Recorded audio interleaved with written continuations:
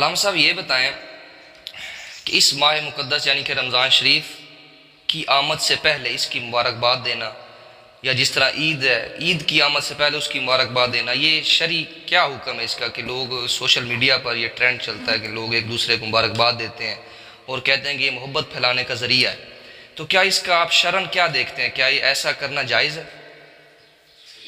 جی صاحبزادہ صاحب، اس کے بارے میں اگر حدیث رسول میں دیکھا جائے تو رسول اللہ صلی اللہ علیہ وسلم نے خود اس ماہ مقدس کو رمضان المبارک کہا ہے، یعنی مبارک مہینہ۔ اور دیکھا جائے کہ دیگر عبادات ہم سال میں کرتے ہیں اور رمضان المبارک میں ان عبادات کا ثواب بڑھ جاتا ہے، نفلی عبادات کا ثواب فرضوں تک پہنچ جاتا ہے اور فرض عبادات کا ثواب وہ 70 گنا تک بڑھا دیا جاتا ہے، یعنی رحمتوں اور برکتوں کا یہ مہینہ ہے۔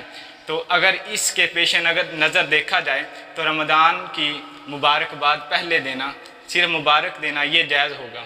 لیکن بعض دفعہ لوگ سوشل میڈیا پر کہتے ہیں کہ رمضان کی جس نے سب سے پہلے مبارکباد دی تو اس پر جہنم کی آگ حرام ہو جاتی ہے۔ یہ بہت غلط بات ہے، حدیث رسول سے یا کوئی ایسی بات شرعاً ثابت نہیں ہے، یہ سراسر جھوٹ ہے، اس سے بچنا چاہیے۔ ویسے مبارکباد دی جا سکتی ہے۔ اسی طرح عید کی اگر عید سے پہلے کوئی مبارک دیتا ہے، جیسے عید ایک عبادت کا دن ہے، تو عبادت کے دن کے طور پر اگر کوئی مبارکباد دیتا ہے تو اس میں کوئی حرج نہیں ہے۔